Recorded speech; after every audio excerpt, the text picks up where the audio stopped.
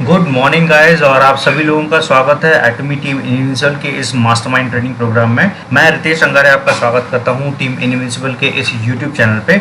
और सबसे पहले वीडियो की शुरुआत करूं इसके पहले थोड़ी सी माफ़ी चाहूँगा। हो सकता है आपको बैकग्राउंड साउंड कुछ आएगा क्योंकि यहाँ पे बारिश हो रही है और बारिश बहुत तेज़ हो रही है, तो हो सकता है एक हल्का सा बैकग्राउंड नॉइस आएगा, तो आप प्लीज़ उसको इग्नोर कीजिएगा और कोशिश कीजिए कि इस ट्रेनिंग प्रोग्राम को हेडफोन लगा के या ईयरफोन लगा के सुनने की कोशिश कीजिएगा। ओके, तो गाइज वीडियो स्टार्ट करने के पहले जो भी नए व्यूवर्स हमारे साथ में जुड़ रहे हैं तो उनसे रिक्वेस्ट करूंगा कि ये जो यूट्यूब का कंटेंट मैं क्रिएट कर रहा हूँ ये 100% कॉपीराइटेड बाय रितेश अंगारे है, तो प्लीज़ इसे किसी तरीके से इलीगल यूज़ करने की कोशिश ना करें, अदरवाइज लीगल टीम को इस पर एक सर्टेन एक्शन लेना पड़ सकता है।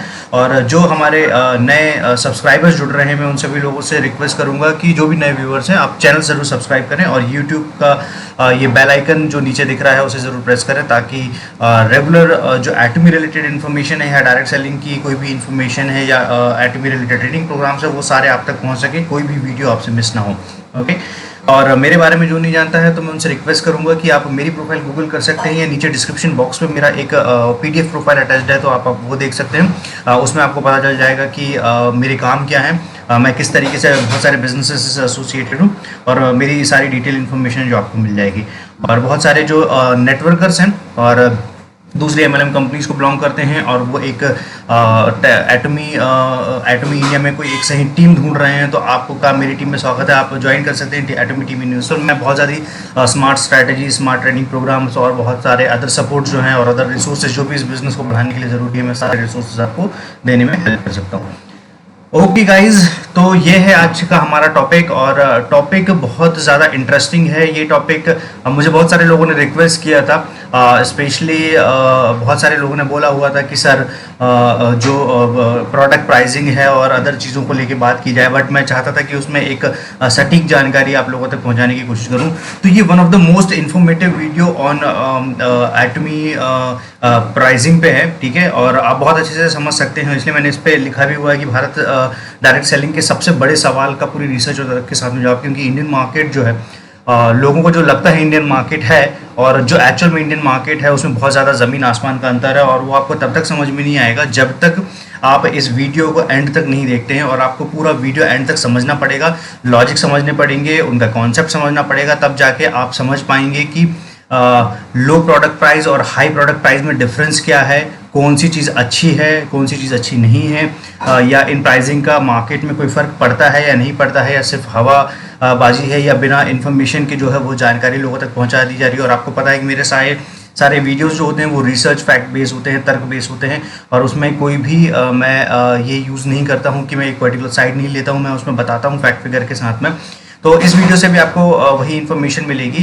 ये कम्प्लीटली अनबायस्ड वीडियो है, कम्प्लीटली अनबायस्ड वीडियो है, तो आप बहुत ध्यान से देखिएगा।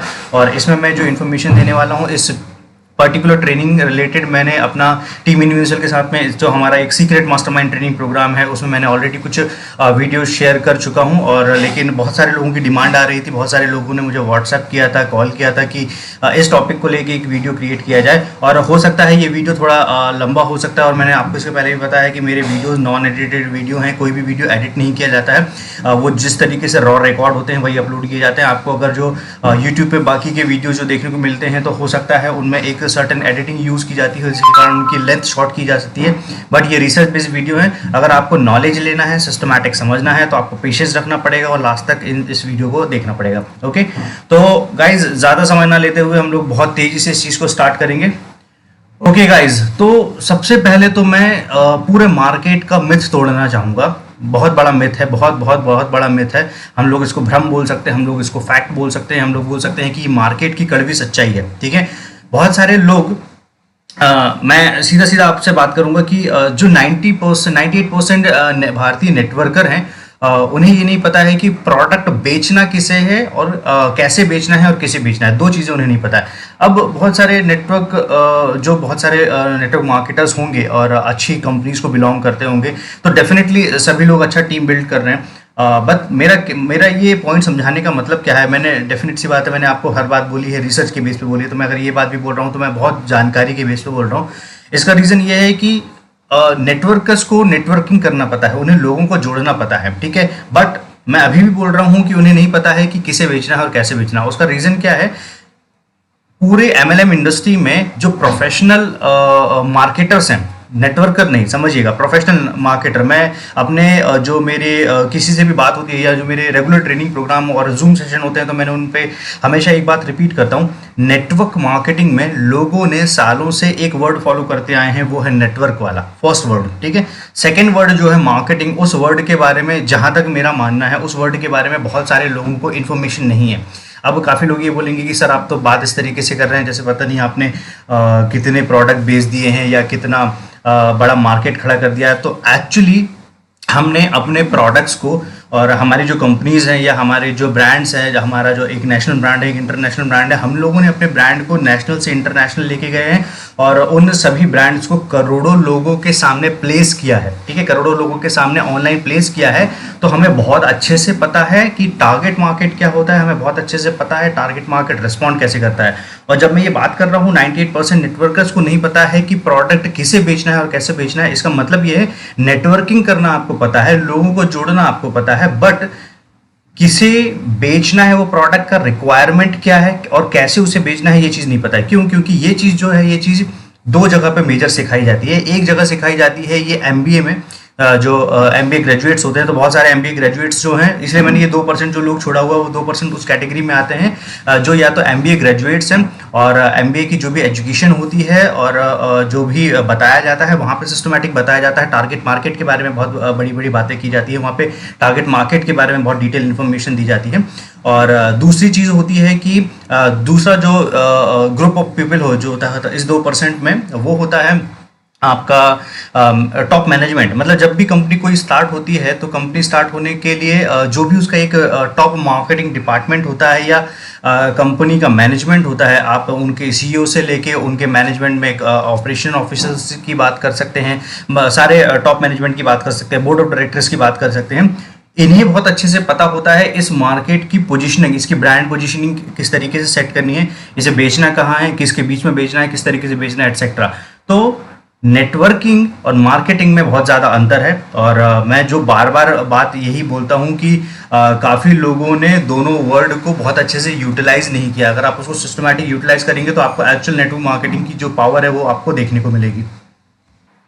हाँ, तो आई होप आप इस बात का मेरा मतलब समझे हों कि मैं आपसे बोलना क्या चाहता हूँ। मेरे बोलने का मतलब ये है कि आपको नेटवर्किंग बहुत अच्छे से पता है, इसलिए मैं आपको ये पहले ही बोला हूँ कि ये बहुत बड़ा मिथ है और सबसे ज़्यादा ज़रूरी है आपको मार्केट का मिथ समझना कि मिथ किस तरीके से काम करता है। जैसे हमें हर इंडस्ट्री के बारे में सर्टन एक मिथ होते हैं, लेकिन वो इंडस्ट्री वैसे बिहेव नहीं करती है जैसे हम लोग सोचते हैं, क्योंकि मार्केट रिसर्च बिल्कुल अलग तरीके से बात करता है, ठीक है।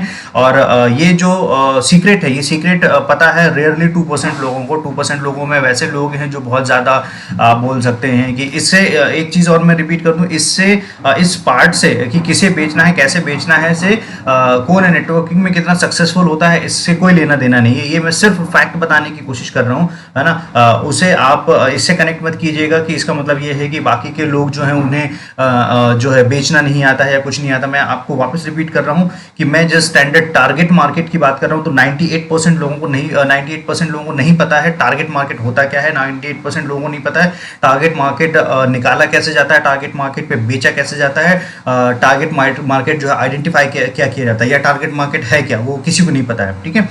और सिमिलरली मेरे पास में बहुत सारे कॉल्स आते हैं, और कॉल्स आते हैं तो व्यक्ति जब भी मुझे कॉल करता है तो वो एक चीज़ रिपीट कर देता है कि सर ओके ये पर्टिकुलर प्रोडक्ट है। तो उसके बाद में उनकी प्राइसिंग पे डिस्कशन होता है। प्राइसिंग पे डिस्कशन होने के बाद में वो अपना इनपुट ये देने लगते हैं कि ओके सर ये तो जो चीज़ है ये पर्टिकुलर चीज़ चलेगी नहीं, या ये पर्टिकुलर चीज़ जो है मार्केट, इंडियन मार्केट एक्सेप्ट नहीं करेगा, या ऐसा वैसा।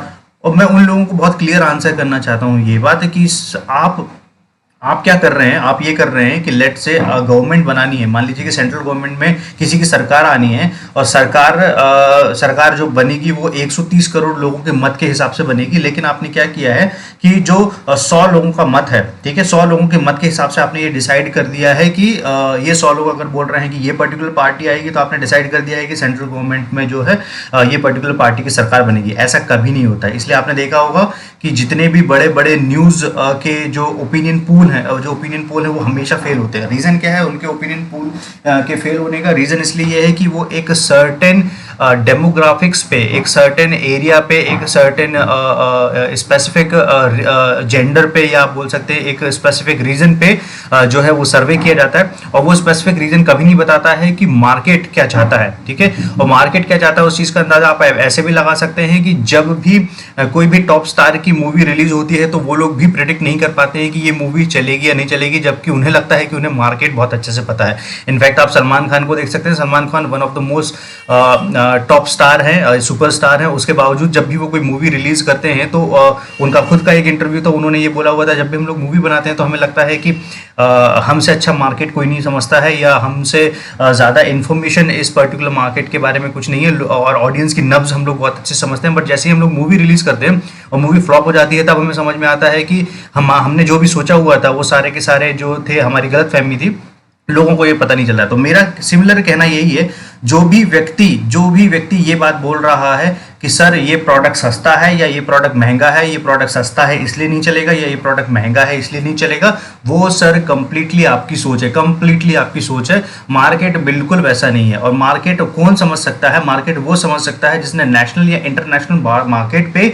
एक बड़े वॉल्यूम का कहने का मतलब समझिए कि अगर 130 करोड़ लोगों की ऑडियंस है तो कम से कम सर्टेन 1% ऑडियंस तक तो रीच किया हो, ठीक है, या आधा % ऑडियंस तक तो रीच किया हो, मतलब कम से कम 50 लाख लोगों तक तो रीच करके अपने प्रोडक्ट का जो है ब्रांड इमेज रखी हो सामने, तब जाके वो डिसाइड कर सकता है कि मार्केट कैसे रेस्पॉन्ड कर रहा है, ठीक है। मैक्सिमम जो नेटवर्कर्स अप्रोच करते हैं और जैसे ही वो अपना ओपिनियन देना स्टार्ट करते हैं, उनका हार्डली 50, 100 या कुछ हज़ार लोगों का नेटवर्क रहता है, और उन 1000 लोगों में से मैक्सिमम जो रहते हैं वो ये समझने लगते हैं कि लेट्स से कि मैं अगर 300 रुपए की टी शर्ट पहनता हूँ, जस्ट एन एग्जाम्पल, ठीक है, ये काफ़ी लोगों के समझने के लिए बहुत सटीक एग्जाम्पल होगा कि मान लीजिए कि कोई व्यक्ति जो है वो 300 रुपए की टी शर्ट पहनता है, तो वो क्या समझने लगता है? वो समझने लगता है कि 300 रुपीज़ के ऊपर की या 300 रुपीज़ के नीचे की कोई दूसरी टी शर्ट पहनता नहीं होगा। बहुत सारे लोगों का ये ओपिनियन रहता है, और वही मैं रिपीट कर रहा हूँ कि मार्केट बिल्कुल वैसा रिस्पॉन्ड नहीं करता है। सिर्फ 1000, 10,000 लोगों के बीच में अगर किसी व्यक्ति ने प्रोडक्ट बेचा हो, उसके हिसाब से 130 करोड़ कंज्यूमर का बिहेवियर जो है आप डिसाइड नहीं कर सकते हो, ठीक है। अब मैं इसमें इतना सटीक और इतना कॉन्फिडेंटली क्यों आपको बात कर रहा हूं? क्योंकि हम लोगों ने मार्केट किया है, हम लोगों ने अलग अलग निच बेस्ड मार्केटिंग की है, हम लोगों ने अलग अलग जो मैंने बहुत सारे ये नेटवर्क मार्केटिंग में बहुत सारे ऐसे लोगों को देखा है जो इस चीज़ को लेके ये बोलते हैं कि डिजिटल में बहुत ज़्यादा अच्छी फेसबुक मार्केटिंग नहीं आती है, और मैं उन्हें यही बताऊंगा कि सर हम लोगों ने शायद करीब 8 से 10 लाख रुपए स्पेंड किया है वर्ल्ड के टॉप जो इंटरनेट मार्केटर्स है उनसे सीखने के लिए, और हमारी टीम डेडिकेटेडली उसी फील्ड में काम करती है। तो मेरा ये मानना है कि जब बहुत बड़े बड़े जो इसके दिग्गज हैं, आप इनफैक्ट गूगल करके से देख सकते हैं, निक पैरोनी उनमें से एक नाम है, मानी हमारी उनमें से एक नाम है, स्टीव टेन उनमें से नाम है। तो बहुत बड़े बड़े दिग्गज हैं जो महीने का 50 से 100 करोड़ रुपए बनाते हैं। इंडिविजुअली मैं बता रहा हूं कि कुछ 10 करोड़ बनाते हैं, कुछ 50 करोड़ बनाते हैं, कुछ 100 करोड़ बनाते हैं, जिन्होंने फेसबुक मार्केटिंग या सोशल मीडिया मार्केटिंग एक्चुअल में की है। तो बहुत सारे लोग जो, और बड़े से बड़े नेटवर्कर की भी बात कर रहा हूँ, बहुत जो टॉप किसी कंपनी के टॉप नेटवर्कर भी होंगे, वो जब ये बोलते हैं कि डिजिटल मार्केटिंग एक्सपर्ट अपने आप को बताते हैं, तो वो क्लियर सी बात है कि वो डिजिटल मार्केटिंग एक्सपर्ट नहीं है, क्योंकि हम लोग उसी फील्ड से हैं और हम लोगों ने वर्ल्ड के टॉप एंटरप्रेन्योर से ये सारी चीज़ें सीखी हुई हैं, जो उस फील्ड के एक्सपर्ट है, उस फील्ड के भगवान कहे जाते हैं, है ना। तो ये जो मिसलीडिंग इंफॉर्मेशन लोग देते हैं और लोगों को अट्रैक्ट करने के लिए, लोगों को अपने साथ जोड़ने के लिए, तो वो मेरे ख्याल से एक गलत तरीका है, वैसा नहीं करना चाहिए।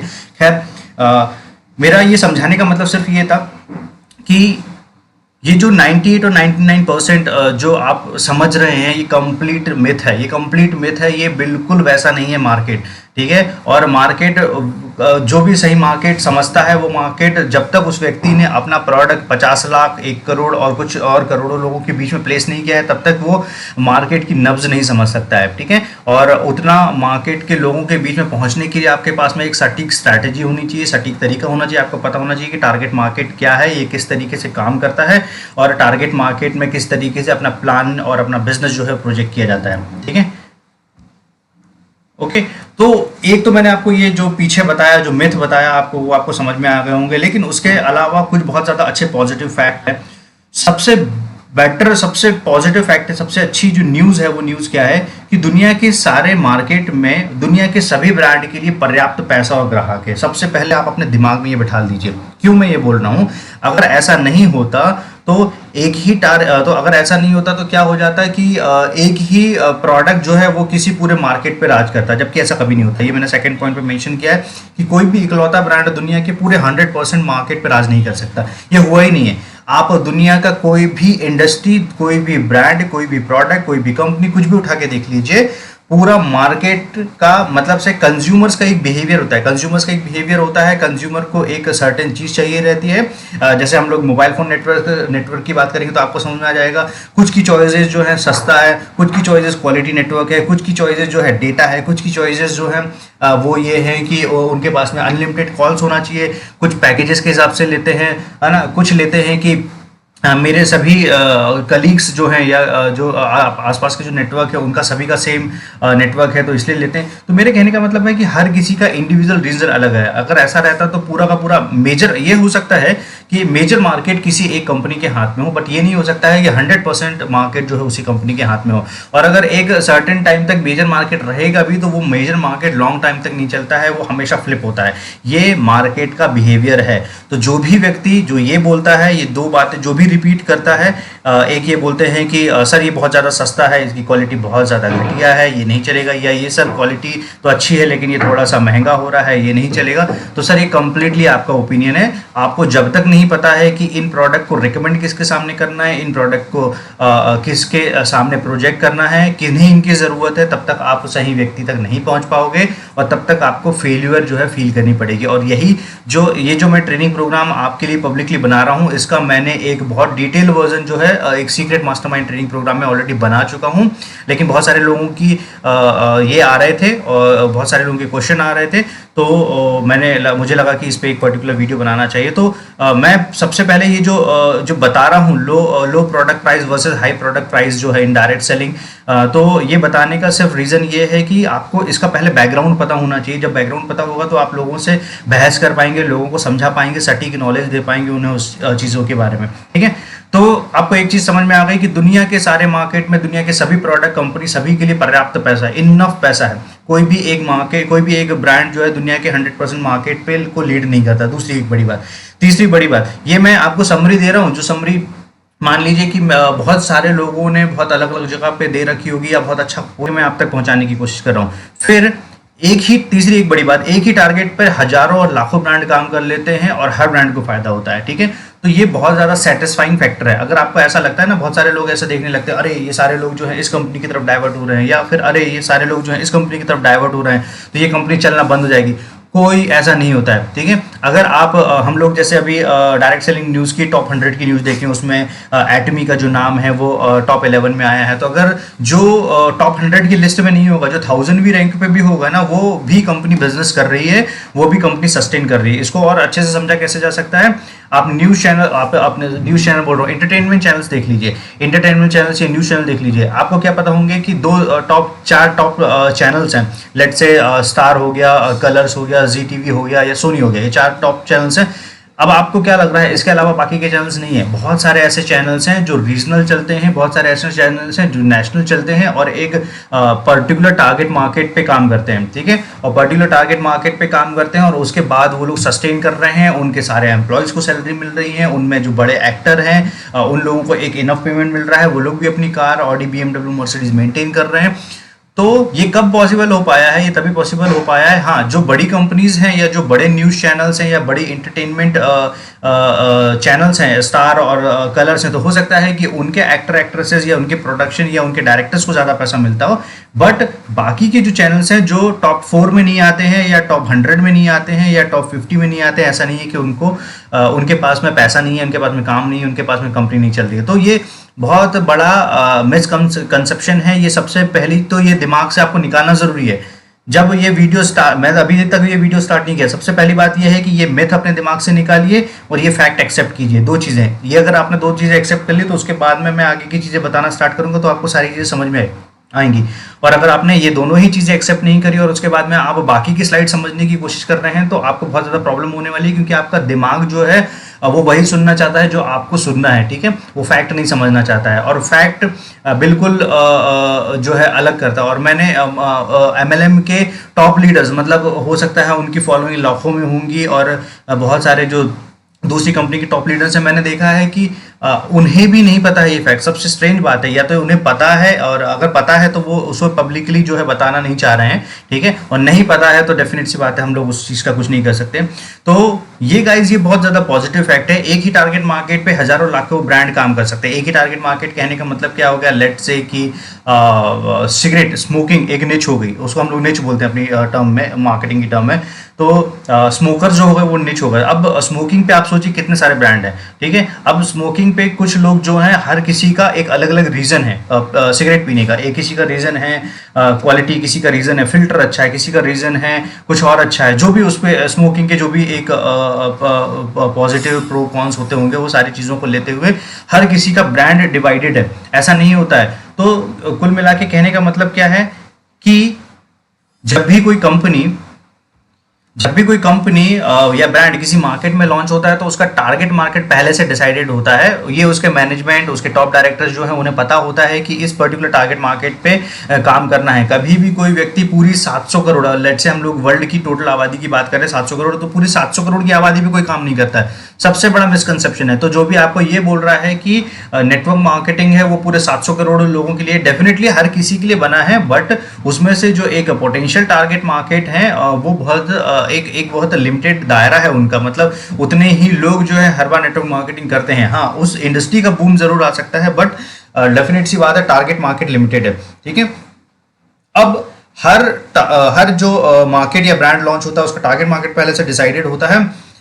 अगर जैसे मान लीजिए कि उसे सस्ते ब्रांड्स के बीच में कंपटीशन करना है या क्वालिटी ब्रांड्स के बीच में कंपटीशन करना है, तो पहले से डिसाइडेड होता है। तो कुछ लोग जो हैं वो प्राइस पे लड़ाई करते हैं कि हम सस्ते से सस्ता देंगे, ठीक है। तो हम लोग सस्ते से सस्ता देंगे, तो वो जो सस्ते वाला व्यक्ति है, जो सस्ते वाला टारगेट मार्केट है, वो कभी भी एक क्वालिटी जो कंज्यूमर्स है उनके बीच में अपनी पोजीशन नहीं बना सकता, कभी नहीं बना सकता। ये आप हिस्ट्री उठा के देख लीजिएगा कि जो भी सस्ते और चीप प्रोडक्ट्स बेचते हैं या ऐसी कोई कंपनी बेचती हैं, तो उनका जो टारगेट मार्केट है, जिन्हें सिर्फ सस्ता खरीदना पसंद है, तो वो उनके बीच में ही लिमिटेड रहेंगे। अगर उन्हें उठा के अगर आप एक अच्छी क्वालिटी वाले को वो प्रोडक्ट रिकमेंड करेंगे, तो वो इमीडिएट उस प्रोडक्ट को उठा के फेंक देंगे, वो कभी उस चीज़ को एंटरटेन नहीं करेंगे, ठीक है।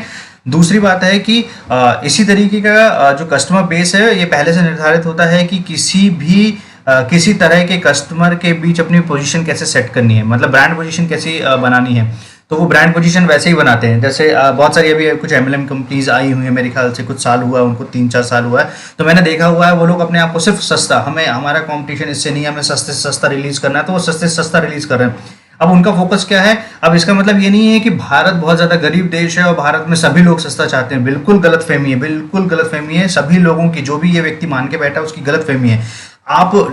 हम मान लीजिए, मैं अगर लोअर मिडिल क्लास से बिलोंग करता हूं, तो क्या हो जाता है, मेरी सराउंडिंग वैसी होती है, तो मुझे ये लगता है कि मैं अगर ये 10 रुपए की चीज़ ले रहा हूं, तो पूरी दुनिया 10 रुपए की चीज़ ले रही है। वैसा नहीं है, दुनिया 100 रुपए की भी चीज़ ले रही है, 1000 रुपए की भी ले रही है, 10,000 रुपए की ले रही है, लाख की भी ले रही है, 10 लाख की भी ले रही है, 10 करोड़ की भी ले रही है, ठीक है।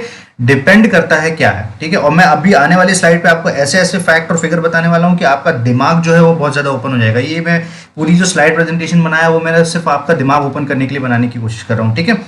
तो एक लो क्वालिटी ब्रांड अपने स्टैंडर्ड गिरा सकता है, लेकिन एक टॉप क्वालिटी ब्रांड नहीं। ये बहुत अच्छे से समझना, क्योंकि लो क्वालिटी ब्रांड को ऐसा रहता है, उनको प्राइस पे कंपटीशन करना है, ठीक है, क्वालिटी पे कंपटीशन नहीं करना है। तो अभी जैसे मैंने देखा हुआ था कि एक पर्टिकुलर एक एमएलएम ब्रांड है, उनके मैंने कुछ इमेजेस देखी हुई थी। उन्होंने टॉप इंडियन या इंटरनेशनल ब्रांड जो है, जो क्वालिटी ब्रांड्स हैं, उनकी प्राइसिंग से कंपेयर करके अपनी प्राइसिंग को रख दिया। अब देखिए कंज्यूमर का दिमाग कैसे काम करता है। कंज्यूमर का दिमाग लगता है कि अच्छा ये सस्ता मिल रहा है तो इस सस्ते को लेना चाहिए। बट एक चीज समझिए, एक बार व्यक्ति ने सस्ता ले लिया तो उसकी रिपर्चेज नहीं हो सकती। अगर उसके एक्सपेक्टेशन ये हैं कि लेट्स से कि सर्फ एक्सल से सस्ता जो है एक पर्टिकुलर कोई दूसरा डिटर्जेंट मिल रहा है, लेकिन सर्फ एक्सल एक इंटरनेशनल या नेशनल ब्रांड है, ठीक है। अब उससे सस्ता अगर कोई दूसरी कंपनी दे रही है, तो वो डेफिनेटली वो प्राइसिंग देख के, हो सकता है इंडियन माइंडसेट के हिसाब से कुछ लोग, सभी लोग नहीं, कुछ लोग जो है उस चीज को पर्टिकुलर परचेज जरूर करेंगे, लेकिन जैसे वन टाइम यूज कर लेंगे और अगर उनकी क्वालिटी सर्फ एक्सल के इक्वल या उससे बेटर नहीं हुई, तो वो रिजेक्ट कर देंगे। तो वो वन टाइम परचेज होगी, उसका कोई मतलब नहीं है। और दुनिया में कोई भी इंटरनेशनल ब्रांड तभी इंटरनेशनल बना हुआ है जब उसके पास में क्वालिटी है। अदरवाइज आईफोन जो है वो इंटरनेशनली राज नहीं कर सकता था, या दुनिया के जो भी ब्रांड, आप उबर देख सकते हो या इसके बाद में मैकडोनल्ड देख सकते हो, तो ये सभी इंटरनेशनल ब्रांड कैसे बने? इंटरनेशनल ब्रांड कीमत के कारण नहीं बने, ये इंटरनेशनल ब्रांड अपनी क्वालिटी के कारण बने हुए हैं, ठीक है। अदरवाइज इंडिया में तो ऐसा है कि आप बोल सकते हैं कि कुछ हद तक एक लिमिटेड लेवल तक एक सस्ती चीज़ें चल सकती हैं, बट अगर इनको आपको इंटरनेशनल लेके जाना है, अगर आपको, जैसे हम लोग बोलते हैं ना कि मोदी जी के वोकल फॉर लोकल पे हम हमारी इंडियन कंपनीज को खरा उतारना है या हमारी सभी कंपनीज को खरा उतारना है, तो वो तभी पॉसिबल हो सकता है जब आप अपनी क्वालिटी के दम पे बात करें। वहां पे आप प्राइसिंग के दम पे बात करेंगे तो नहीं होगा। काफ़ी लोग ऐसे हो जाते हैं, और मैं उसके आने वाले बहुत सारे एग्जाम्पल देने वाला हूँ स्लाइड को। ये वीडियो बहुत ज़्यादा लंबा ना हो जाए, इसलिए मैं उसको कोशिश कर रहा हूँ कि बहुत शॉर्ट में रखने की, और थोड़ा सा पेशेंस रखिएगा, बट ये बहुत क्वालिटी इन्फॉर्मेशन मैं आप लोगों को देने की कोशिश कर रहा हूँ। तो सीधी सी बात है, अगर किसी ब्रांड को लंबे समय तक सरवाइव करना है भारत के अलावा इंटरनेशनल मार्केट में, ठीक है, भारत में तो डेफिनेटली, बट इंटरनेशनल मार्केट में भी अगर आपको सरवाइव करना है और दबदबा बनाना है और लॉन्ग टर्म तक टिके रहना है, लेट से 50 साल और 100 साल तक टिके रहना है, तो सिर्फ एक ही तरीका है, वो है क्वालिटी। कितनी आप क्वालिटी इंप्रूव कर सकते हो। इसलिए आपने देखा होगा कि इंटरनेशनल ब्रांड कभी भी अपनी क्या बोलते हैं, क्वालिटी गिरने नहीं देते हैं, वो क्वालिटी इंप्रूव करते रहते हैं। प्राइसिंग पे मैं ये नहीं बोल रहा हूँ कि सस्ती चीज़ों को महंगा बेचना जो है वो एक मिथ है, वो भी एक मिथ है, वो भी मैं आगे आने वाली स्लाइड पे समझाऊंगा। ओके गाइज, इस इमेज से आप समझने की कोशिश कीजिए। ये एक इमेज है जो पूरा मार्केट जो है बहुत अच्छे से समझाने की कोशिश करती है। जो भी लो क्वालिटी और लो प्राइस प्रोडक्ट का कंज्यूमर बेस बना हुआ है, ठीक है, तो अगर आप लो क्वालिटी प्रोडक्ट्स को एक हाई क्वालिटी एक कंज्यूमर बेस के बीच में, जो जिन्हें हाई क्वालिटी पसंद है या अच्छी क्वालिटी पसंद है, उन कंज्यूमर बेस के बीच में अगर आप ये वाले प्रोडक्ट देने की कोशिश करेंगे तो वो कभी एक्सेप्ट नहीं करेंगे, कभी एक्सेप्ट नहीं करेंगे, ठीक है। मार्केट वैसा है ही नहीं, कभी एक्सेप्ट नहीं करेंगे। लेकिन अगर आपने एक हाई क्वालिटी प्रोडक्ट्स को एक लो क्वालिटी या लो प्राइस रखने वाले कंज्यूमर बेस को रिकमेंड किया तो भी वो एक्सेप्ट करेंगे, ठीक है। दो बातें हैं, बहुत अच्छे से समझिए। लो क्वालिटी प्रोडक्ट्स को अगर आप हाई क्वालिटी मार्केट के बीच में रिकमेंड करेंगे तो वो कभी एक्सेप्ट नहीं करेंगे, कभी नहीं होगा ये। लेकिन अगर आप हाई क्वालिटी प्रोडक्ट्स को अगर एक लो क्वालिटी मार्केट के बीच में रिकमेंड करेंगे तो हमेशा वो है जो एक्सेप्ट करेंगे, हमेशा एक्सेप्ट करेंगे। और इसका रीजन क्या है, बहुत आसान शब्दों में समझाने की कोशिश करता हूँ कि मान लीजिए हर व्यक्ति अपने फैमिली के लिए बहुत ज़्यादा कॉन्शियस रहता है, फैमिली के लिए बहुत ज़्यादा सोचता है।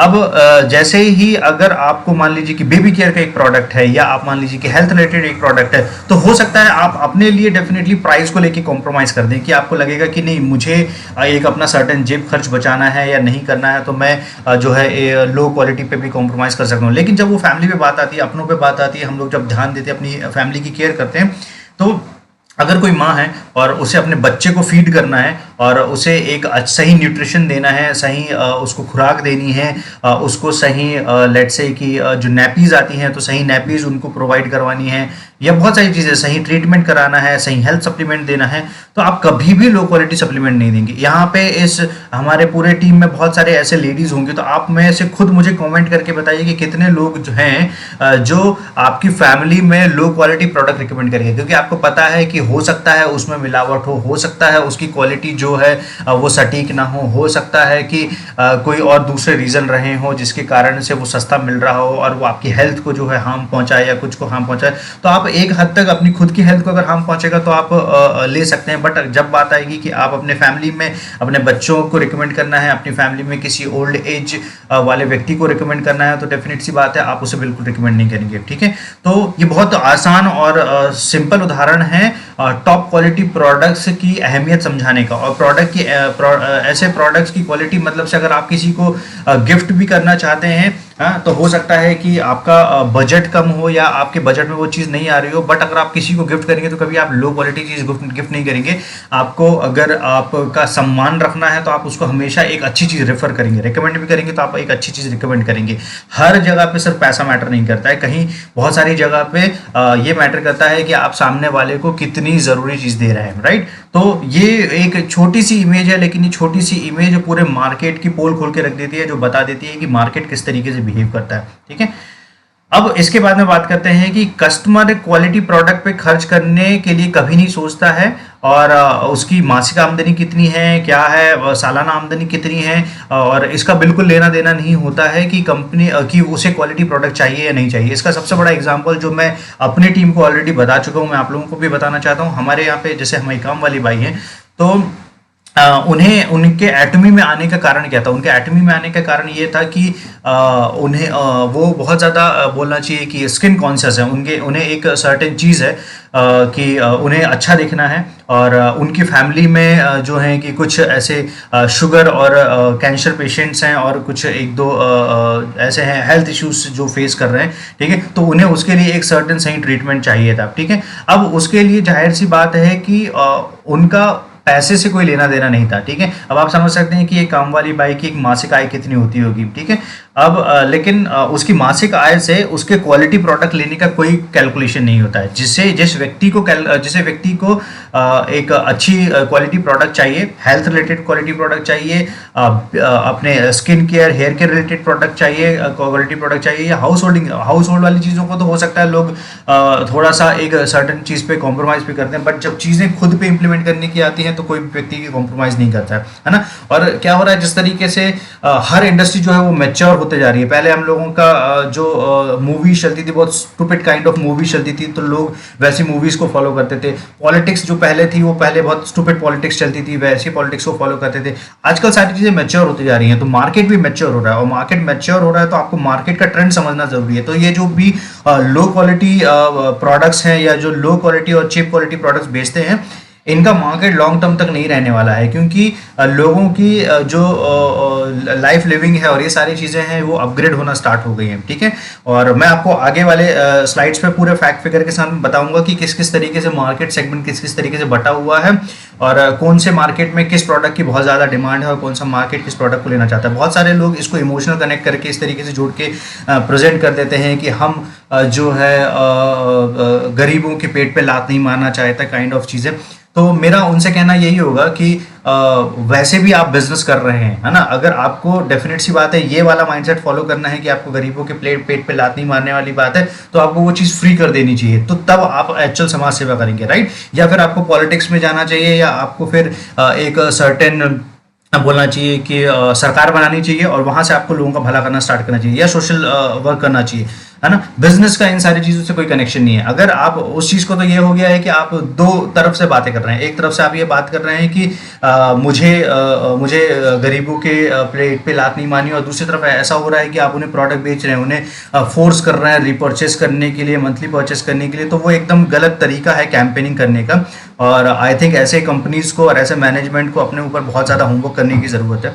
ओके, तो मेरा कहने का मतलब क्या है, ये मैं आपको जो समझाने की कोशिश कर रहा हूं कि अगर हाई क्वालिटी प्रोडक्ट्स, ठीक है, हाई क्वालिटी प्रोडक्ट्स कौन कितने बजट में देता है, कौन किस बेस्ट प्राइस पे देता है, ये सबसे ज्यादा जरूरी है, ठीक है। और जो भी कंपनी ये देती है और वो कस्टमर नीड को सेटिस्फाई करती है, तो हमेशा इसकी रिपर्चेज होती रहेगी, हमेशा इसकी रिपर्चेज होती रहेगी। एक लो क्वालिटी प्रोडक्ट की रिपर्चेज नहीं होती, हमेशा ध्यान रखिएगा। भले कितनी नीड का प्रोडक्ट रहे, या कुछ कितनी डिमांड का तो नहीं हो सकता है, नीड का प्रोडक्ट हो सकता है, तो उन्हें पता है वो नीड के प्रोडक्ट डाल देते हैं, लोवेस्ट से लोवेस्ट प्राइस जो है वो मार्केट में डाल देते हैं, और उसको उनको लगता है कि उस चीज़ को लेकर सर्वाइव कर सकते हैं। बट जैसे ही लोगों को एक सर्टेन प्राइसिंग के अगेंस्ट में पता चलता है कि यार इसकी क्वालिटी तो जो है अप टू द मार्क नहीं है, या बहुत ही घटिया क्वालिटी के प्रोडक्ट्स बना के रखें। आप सिंपल सा एग्जांपल समझ सकते हैं कि जब भी हम लोग ट्रेन से एक जगह से दूसरी जगह सफ़र करते हैं, तो हम लोग बहुत ज़्यादा प्रेफर करते हैं हम लोग अपने घर का खाना। रीज़न क्या है? रीज़न ये है कि ट्रेन से जो हम लोगों को खाना मिलने वाला है, हमको कभी उस पर भरोसा नहीं होता, हमें लगता है क्यों। और वो रीज़न ये है कि हम लोग अगर अपनी फैमिली के साथ में जा रहे हैं, तो हमें पता होता है कि फूड पॉइजनिंग हो सकती है, हेल्थ खराब हो सकती है, कुछ और हो सकता है। हम लोग हमेशा अपना मिनरल वाटर लेके घूमते हैं। तो रीज़न क्या है? आप खुद सोचने की कोशिश करिए, खुद आत्ममंथन करिए, तो आपको समझ में आ जाएगा कि हम लोग बहुत ज़्यादा केयर करते हैं अपनी फैमिली की, खुद की केयर करते हैं, और हम लोग कभी भी लो क्वालिटी चीज़ें नहीं डालना चाहते। तो जैसे ही अगर वहाँ पे किसी ने हम लोगों को एक बॉटल रिकमेंड किया, तो हम लोग उस बॉटल पे भी भरोसा नहीं करते पानी की, जब तक वो एक पर्टिकुलर ब्रांड की ना हो, एक्वाफिना ना हो, बिस्लेरी ना हो। तो जब तक ये ब्रांड की बॉटल नहीं आ रही, तब तक हम लोग उस चीज़ को परचेज नहीं करते। लोकल ब्रांड आता है तो हमें लगता है कि नहीं यार ये जो चीज़ है ये हो सकता है कि यहीं का कहीं का पानी भर के हमें दे दिया हो। जब खाना हमारे पास में आता है तो होता है कि हमको बहुत ज़्यादा डाउट होते हैं उनकी पेंट्री पे कि ये पेंट्री पे किस तरीके से इन्होंने ला के दे दिया, पता नहीं कैसे बनाया होगा, क्या मिलाया होगा, क्या प्रॉब्लम हुई होगी, राइट। तो ट्रस्ट आप कभी नहीं जीत सकते हैं एक लो क्वालिटी प्रोडक्ट से एक कस्टमर की नीड का, ठीक है। अब गाइज ये जो मैं स्लाइड बताने जा रहा हूँ, ये स्लाइड मैंने पूरी की पूरी कवर कर रखी है मेरे सीक्रेट मास्टरमाइंड ट्रेनिंग प्रोग्राम में। तो जो भी व्यक्ति उसको देखना चाहता है तो आपको उसके लिए आर्टिमी टीम इनविंसिबल ज्वाइन करना पड़ेगा। और डेफिनेटली वो एक सर्टेन कुछ चीज़ें हैं जो मैं टीम इनविंसिबल का असेट रखता हूँ और मैं उन्हें ही डिलीवर करता हूँ, क्योंकि मैं बहुत ज़्यादा हेल्प कर रहा हूँ इन सारे ट्रेनिंग प्रोग्राम से आप लोगों की। लेकिन टीम इनविंसिबल को जो मैं एक क्वालिटी इन्फॉर्मेशन देता हूँ वो डेफिनेटली इस इन्फॉर्मेशन से थोड़ा सा हटके होती है। तो मेरा कहने का मतलब क्या है, दो तरीके की चीज़ें होती हैं, एक होता है नीड और एक होता है डिमांड पे काम करना। नीड और डिमांड डायरेक्टली इनडायरेक्टली कनेक्टेड है प्रॉब्लम सॉल्विंग प्रोडक्ट से। तो दुनिया का कोई भी प्रोडक्ट जो आपकी एक सर्टेन प्रॉब्लम सॉल्व नहीं कर रहा है वो ना नीड में आएगा, वो ना डिमांड में आएगा, ठीक है। और अगर प्रॉब्लम सॉल्व करने का मतलब क्या है, लेट से किसी को स्किन रिलेटेड प्रॉब्लम है, कोई जो है उसको स्किन पे कुछ दाग है, या हम लोग उसको बोल सकते हैं कोई हेल्थ रिलेटेड प्रॉब्लम है। तो सबसे ज़्यादा डिमांडिंग चीज़ क्या होती है, सबसे ज़्यादा डिमांडिंग चीज़ होती है प्रॉब्लम सॉल्विंग प्रोडक्ट। जो भी पर्टिकुलर प्रॉब्लम को कोई भी प्रोडक्ट सॉल्व कर रहा है तो उसकी ज़िंदगी भर डिमांड बनी रहेगी, ठीक है। और उसमें सबसे ज़्यादा जो मेजर रोल आता है वो रोल होता है क्वालिटी का, ठीक है। बिना क्वालिटी के डिमांड क्रिएट नहीं की जा सकती है, ठीक है। प्रॉब्लम सॉल्विंग प्रोडक्ट्स का मतलब ये हो गया है कि आप एक मैं थोड़े दूसरे ये प्रॉब्लम सॉल्विंग जो टर्म है ये कहाँ से आती है मैं आपको समझाता हूँ। हम लोग जब भी, हमारी एक कंपनी है ड्रॉप शिपिंग की, तो ड्रॉप शिपिंग में हम लोग ये करते हैं कि ग्लोबल जितने भी ट्रेंडिंग प्रोडक्ट्स होते हैं जो प्रॉब्लम सॉल्व करते हैं, हम लोग उन पर रिसर्च करते हैं, उसमें से हम लोग एक सर्टन प्रोडक्ट निकालते हैं और उस प्रोडक्ट को हम लोग मार्केट करना स्टार्ट करते हैं और करोड़ों लोगों के बीच में हम लोग मार्केट करते हैं, है ना। जब हम लोग मार्केट करते हैं तब हम लोगों को समझ में आता है कि इस पर्टिकुलर प्रोडक्ट की जो डिमांड क्या है, या यह जो प्रॉब्लम है इस प्रॉब्लम की डिमांड क्या है। प्रॉब्लम की जितनी ज़्यादा डिमांड है उतनी ज़्यादा प्रोडक्ट की डिमांड रहेगी, ठीक है। इसलिए आपने देखा होगा कि बहुत ज़्यादा कॉमन प्रॉब्लम को दिखाने वाले प्रोडक्ट बहुत ज़्यादा चलते हैं। जैसे हेयर फॉल बहुत कॉमन प्रॉब्लम हो गया, ठीक है, तो उस पर बहुत ज़्यादा प्रोडक्ट्स बनाए जाते हैं। जैसे आप देख सकते हैं मोटापा, हेल्थ को लेके बहुत ज़्यादा प्रोडक्ट्स आते हैं कि इतने दिनों में जो है वो कम करें, आप वेट कम करें, ठीक है। तो इस तरीके के प्रोडक्ट्स जो है वो बहुत तेज़ी से हाईलाइट होते हैं। ये क्यों तेज़ी से हाईलाइट होते हैं, क्योंकि ये प्रॉब्लम सॉल्विंग प्रोडक्ट्स होते हैं। लेकिन एक चीज़ का ध्यान रखिएगा कि अगर मान लीजिए कि किसी ने बोल दिया कि इतने दिनों में आपका मोटापा जो है इस पर्टिकुलर दवाई से ठीक हो जाएगा या इस पर्टिकुलर तरीके से ठीक हो जाएगा, ये बेल्ट से ठीक हो जाएगा। अगर मान लीजिए कि किसी ने ऑर्डर किया और वो उसकी प्रॉब्लम सॉल्व नहीं कर रहा है तो वो इमीडिएट जो है वो प्रोडक्ट उठा के फेंक देगा, वो उसके कोई काम का नहीं है। तो कुल मिला के प्रॉब्लम सॉल्विंग प्रोडक्ट जो हैं वो बहुत ज़्यादा डिमांड रिलेटेड प्रोडक्ट होते हैं। और अगर आपने डिमांड को जो सेटिस्फाई किया जाता है वो डिमांड को सिर्फ और सिर्फ क्वालिटी बेस पे सेटिस्फाई किया जाता है। किसी भी प्रॉब्लम सॉल्विंग प्रोडक्ट की रिपर्चेज ज़रूर होती है मतलब से अगर वो प्रॉब्लम सॉल्व कर रहा है और वो क्वालिटी प्रोडक्ट है और उसको उससे फ़ायदा हो रहा है तो वो 1000 बार उस प्रोडक्ट को परचेस करेगा। बट अगर वो प्रॉब्लम सॉल्विंग प्रोडक्ट है बट उसकी क्वालिटी वैसी नहीं है तो वो व्यक्ति सेकंड टाइम पे ही उस प्रोडक्ट को रिपर्चेस नहीं करेगा, ठीक है। तो आई होप आपको ये समझ में आया है। इसका मैंने बहुत डिटेल जो है, मैं यहाँ पे ज़्यादा बात नहीं कर सकता, इसका एक मैंने डिटेल वर्जन जो है अपने सीक्रेट मास्टरमाइंड ट्रेनिंग प्रोग्राम में बना के रखा हुआ है, ठीक है। अब गाइज हम लोग आते हैं सबसे पहले कि इनकम क्लास पर एज प्लस इंडियन गवर्नमेंट जो है इनकम क्लासेस कितनी है। तो ये कुछ इनकम क्लासेस है, बहुत सारे लोगों को पता होगी। Below poverty line, lower class, middle class, upper class, elite class, super rich class, billionaires हैं और उससे सुपर रिच है। बिलियनर से ऊपर भी एक कैटेगरी है, मैंने इसको सुपर रिच लिख दिया है, जो उससे ऊपर वाली कैटेगरी पे आते हैं। तो टोटल जो मार्केट है वो डिवाइडेड है, ठीक है। सारे के सारे लोग अब ये कैटेगरी को मैं आगे समझाने की कोशिश करता हूँ। ये सबसे ज़्यादा शॉकिंग खबर देखने की कोशिश कीजिए। टोटल इंडियन और ये ऐसा इंडिया की वेल्थ का ही नहीं है, ये टोटल ग्लोबल वेल्थ का भी आप एक चार्ट दे सकते हैं। बहुत अच्छा तरीका मैं आपको बताता हूँ, आप सर्च कीजिएगा ग्लोबल वेल्थ पिरामिड के नाम से। ग्लोबल वेल्थ पिरामिड के नाम से सर्च करेंगे तो आपको एक पिरामिड दिखेगा। वो पिरामिड ये बताता है कि उस पिरामिड से आप ये समझ सकते हैं कि वर्ल्ड की टोटल पॉपुलेशन का कितना परसेंट कितने लोगों के पास में। तो मैं ये इंडियन के हिसाब से बात कर रहा हूँ। इसमें लिखा हुआ है टॉप 10% जो लोग हैं उनके पास में टोटल इंडिया की वेल्थ का 77.4% जो है, ठीक है। और जो 60% जो गरीब तबका आता है, या हम लोग बोल सकते हैं लोअर मिडिल क्लास, अपर और बिलो पॉवर्टी लाइन, इन सब का 60% जो लोग हैं वो 60% लोग टोटल इंडिया की वेल्थ का, मतलब जो इंडिया में टोटल पैसा है, हम लोग भारत में जितने लोगों के पास में जितना पैसा है, तो 60% लोगों के पास में उसका सिर्फ 4.7% पैसा है। और जो टॉप के 10% लोग हैं उनके पास में 77.4% जो है वो असेट बना के रखा हुआ है उन्होंने, ठीक है। और ये विकीपीडिया की न्यूज़ है, ये जो मैं लास्ट वाला स्क्रीनशॉट दिखा रहा हूँ ये विकीपीडिया की न्यूज़ है। तो बॉटम 10% के पास में सबसे कम पैसा है। अब आप लॉजिकली सोच के देखिए, दुनिया का कोई भी व्यक्ति ये बॉटम 10% पे बिजनेस करना चाहेगा क्या, अगर वो पैसा कमाना चाह रहा है। मैं ये नहीं बोल रहा हूँ कि इस क्लास को जो है एकदम साइड में रख दिया जाए, इस क्लास पे भी डेफिनेटली बिजनेस होता है, लेकिन इस क्लास पे अगर आपको बिजनेस करना है तो आपको प्रोडक्ट की क्वालिटी लो से लो करनी पड़ेगी, क्योंकि एक अच्छी क्वालिटी का प्रोडक्ट एक अच्छे दाम पे देना एक हर कंपनी का ड्रीम होता है, ठीक है। और मैं आगे आने वाली स्लाइड पे वो भी बताऊंगा कि वो किया कैसे जाता है, एक एग्जांपल के थ्रू समझाने की कोशिश करूंगा, ठीक है। अब इसको अगर आप जाके देखेंगे तो जो टॉप 10% है उनके पास में 77% मार्केट का टोटल पैसा है, ठीक है। तो अब आप समझिए, दुनिया में कोई भी ब्रांड अगर पैसा कमाना चाहता है, बिजनेस करना चाहता है, क्योंकि बिजनेस सिर्फ पैसा कमाने के लिए नहीं, बिजनेस सर्वाइवल के लिए भी जरूरी है, ये तो हर किसी को पता है। तो अगर इन पूरी कैटेगरी में किसी पे भी किसी को पैसा कमाना है तो वो किस कैटेगरी पे काम करेगा, वो ये 40 to 50% लोगों पे काम करेगा जो 0.8% वेल्थ शेयर रखते हैं पूरी इंडिया का, 50 to 60% पे काम करेगा जो कम से कम 2.5% रखते हैं, 60 to 70% पे काम करेगा 3.8% रखते हैं। तो कुल मिला के वो जो बॉटम के 10 से 20% लोग हैं, इन पे बहुत कम लोग काम कर पाएंगे, बहुत कम ब्रांड्स काम कर पाएंगे, और जिन पे जो काम करेगा वो क्वालिटी डिलीवर नहीं कर पाएगा, ठीक है। और इस चीज़ को आप इमोशनली कनेक्ट होकर मत देखिएगा, इस चीज़ को आप प्रैक्टिकली समझने की कोशिश कीजिएगा, तब आपको पूरा मार्केट का ट्रेंड समझ में आएगा, ठीक है। तो ये पूरा मार्केट है। तो सबसे ज़्यादा लोग जो काम करते हैं वो इस रीजन पे काम करते हैं। कहाँ से कहाँ तक काम करते हैं, ये वाले, ये दिख रहा है आपको, ठीक है। यहाँ से ये वाले सेक्टर पे काम करते हैं, 10%, 5%, 4%, 1%। तो मैं आपको बहुत आसान शब्दों में समझाने की कोशिश करता हूँ। मार्केट में टॉप 10% लोगों के पास में मार्केट का, इंडियन मार्केट की बात कर रहा हूँ, इंडियन मार्केट में टॉप 10% लोगों के पास में इंडियन मार्केट का करीब 80% जो है पैसा है, और जो मार्केट के करीब करीब 60 से 80% लोग हैं उनके पास में टोटल इंडियन मार्केट का सिर्फ और सिर्फ 20% या उससे भी कम पैसा है, ठीक है। सिर्फ और सिर्फ 20% या उससे कम पैसा है। तो सोचने की कोशिश कीजिए कि अब जिसे बिजनेस करना है वो किन लोगों के बीच में अपना प्रोडक्ट जो है टारगेट करेगा, वो उन लोगों के बीच में टारगेट करेगा जहाँ पे पैसा है, ठीक है।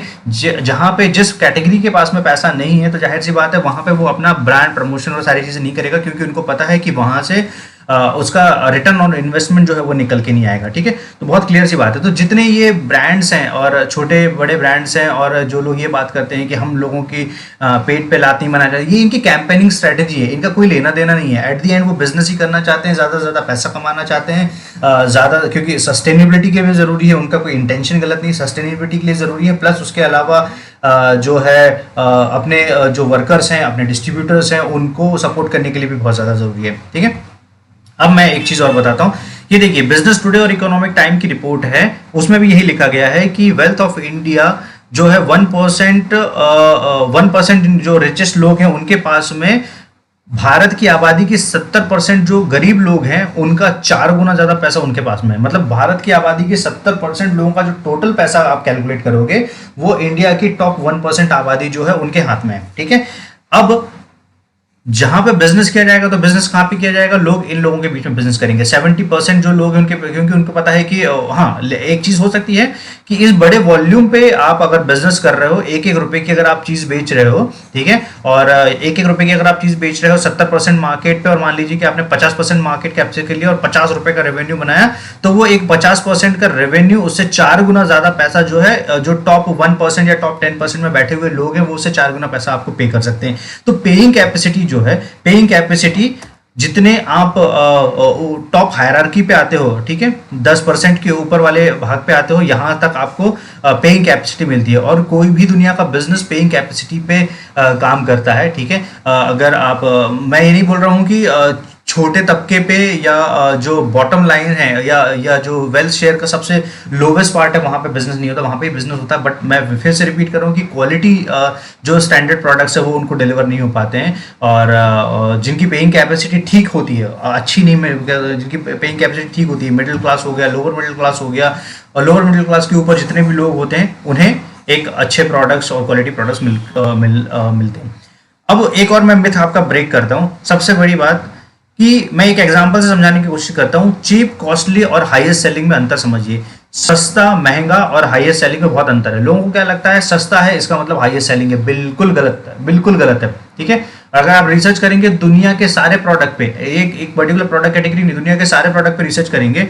अब आप समझिए, एक मैं नैनो के एग्जांपल समझाने की कोशिश करता हूँ। एक कार है नैनो, ये है इंडिया की सबसे सस्ती कार, या हो सकता है इससे कोई सस्ती कार और आई हो। ठीक है, और अगर हम लोग सबसे कॉस्टली कार की बात करें तो हम लोग रोल्स बोल सकते हैं, इसके अलावा रोल्स रॉयस बोल सकते हैं, या फिर हम लोग जो भी है बुगाटी हो गया, लैम्बोर्गिनी हो गया, बहुत सारी ऐसी लग्जरी कार्स हैं, तो हम लोग इन कार्स की बात कर सकते हैं। लेकिन आप चीप वर्सेस कॉस्टली में अगर हाईएस्ट सेलिंग की बात करेंगे तो मारुति डिजायर जो है सबसे ज्यादा बिकने वाला ये मॉडल है।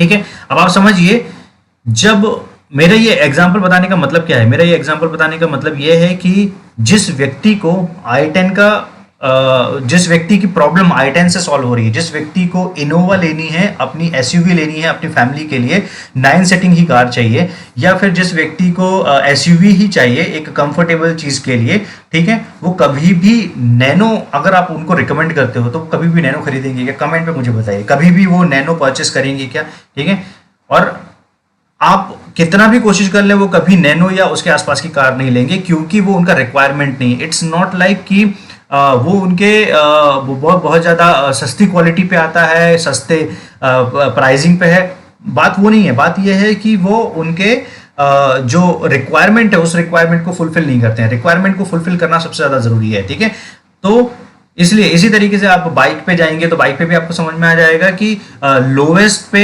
और सबसे ज़्यादा सस्ती बाइक, सबसे ज़्यादा महंगी बाइक और सबसे ज़्यादा हाईएस्ट सेलिंग बाइक, तीनों में अंतर है। ठीक है, हाईएस्ट सेलिंग वो नहीं है जो सबसे सस्ता है, और हाईएस्ट सेलिंग वो भी नहीं है जो सबसे ज़्यादा महंगा है। दूसरी बात, सबसे ज़्यादा सस्ती कार का क्या बोलते हैं, सबसे ज़्यादा सस्ती कार ज़्यादा लोगों के बीच में बेच के उसको बनाया जा सकता है। बट आपने देखा होगा कि जब स्टार्टिंग में नैनो में बहुत सारी प्रॉब्लम्स आई थी तो रीज़न यही है कि बहुत ज़्यादा कम दाम में बहुत ज़्यादा अच्छी चीज़ जो है वो फिट नहीं की जा सकती, बहुत ज़्यादा क्वालिटी जो है वो नहीं डाली जा सकती, कहीं ना कहीं उसमें 110% कुछ ना कुछ कमी रह जाएगी।